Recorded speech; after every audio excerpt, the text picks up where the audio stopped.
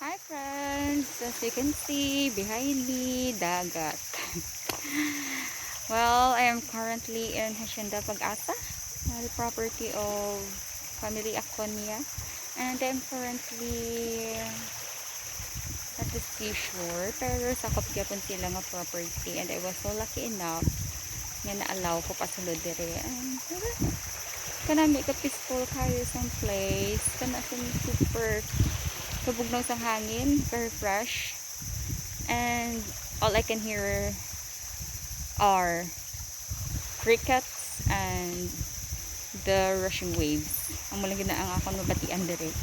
So kanami stay. Unfortunately, I can't stay here for long since this is a private property and I'm going back na actually.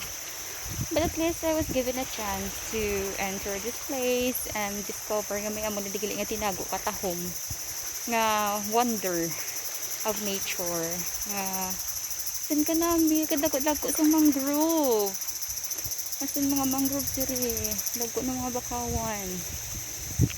And I remember Suyak. Upon seeing this, I remember my days in Suyak when we were having our stay there with my friends. So balik na ta. Hapo na. Okay, let's go back.